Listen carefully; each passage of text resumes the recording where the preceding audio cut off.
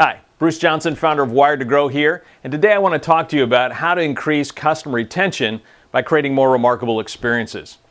I was talking with one of my clients recently, and he was talking about a problem that I'm sure you've probably run into as well, the customer retention problem. And basically what was happening is that he had a number of, and I don't want to talk about his industry, so I'm just going to call them customers, number of customers that early on had good compliance. In other words, they're regularly coming up, they're regularly showing up, they're regularly using his service. And then over time, less and less, and eventually kind of, petering out. And so the question was, how in the world do I turn that around? To give him an answer, I said, why don't you take out a piece of paper and draw a 9-box grid kind of like this. And on the bottom, on the horizontal, I want you to put the word process. And over here on the vertical, I want you to put the word product. And using an illustration of a restaurant, I said, let's think about the process as kind of the experience. So you go to a restaurant, and the experience of that is the process. The product would be the food. And so I said, now when you come to a restaurant, you have certain expectations. So the restaurant can actually not meet your expectations, or exceed your expectations in the process. And they can either meet your expectations, not meet your expectations, or exceed your expectations on the process, on the product side. Now, let's say you go to the restaurant, you have expectations when you walk in. You expect that the food is probably going to be good. You expect that the table is going to be clean. You expect that the temperature is going to be decent, right? You expect that the wait staff are going to be nice. So you have these expectations about both the process and the product.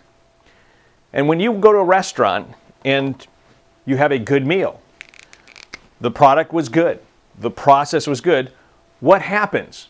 Well, we tend to think that we get a fan out of that. The reality is we don't. Ken Blanchard says you end up getting a revolt waiting to happen. A revolt waiting to happen, which means the next time you and your spouse, if you're married, or you and a friend, if you're not, go out to eat, you're going to sit there and say, where should we go this time? And you're probably not going to go back to the original restaurant, right? Because, well, it was good. But now we're a revolt. Now we're ready to go someplace else. The only way to get fans is you have to exceed them either on the process or on the product.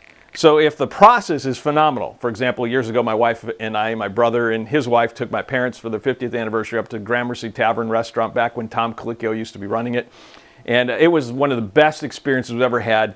The wait staff was phenomenal, right? So on the process, they exceeded, so we were automatically a fan.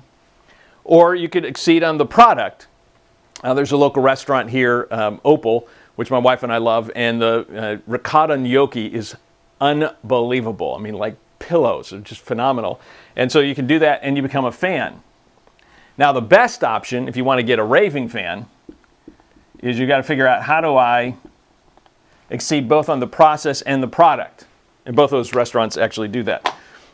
Just want to give you two different illustrations. So the goal here is to figure out how do I exceed on the process or the product or both. Now here's what most people don't think about. If you do something that's remarkable, that's different than any of your competitors are doing, good news. You can create some fans, maybe even some raving fans. But what happens to the expectations of your customers once they've experienced you? That's what people don't think about.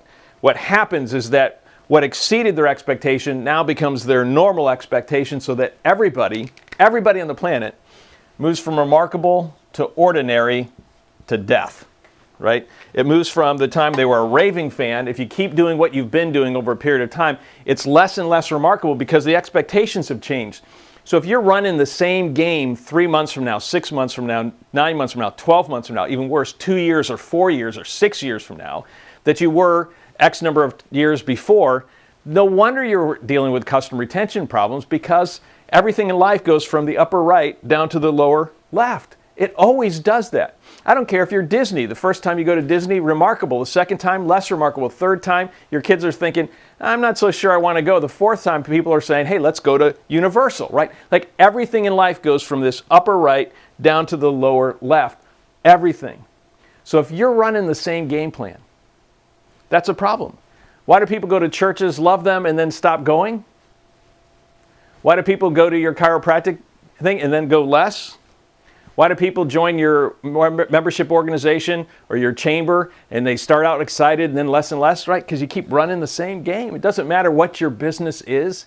Everything in life goes from the upper right to the lower left. And if your expectations have changed, you keep running the same thing, no wonder the revolt's waiting to happen. So how do you turn this around? Well, once you own this, then every 3 to 6 months, you should be getting together with your team, pulling this back out and saying, okay, what are we going to change up? Either on the process or the product or both of them, so that we keep pushing people back up into the upper right-hand corner. That's the key. You and your team, every 3 to 6 months, pull this out. How are we going to change process and product, or better even both, so we can keep creating fans and they stay fans, not for 3 months, not for 6 months, not for a year, not for 2 years, but year after year after year after year after year. You can do that. But that's how you increase customer retention, because you stop running the same play. You keep reinventing by figuring out how to exceed either on the process or the product or both. And if you do that year after year, you'll create great customer retention and great word of mouth. So hopefully that helps you. If you enjoyed today's video, I encourage you to pass it around, make sure you like it, and subscribe to our brand new YouTube channel. And until next time, to your accelerated success, Bruce out.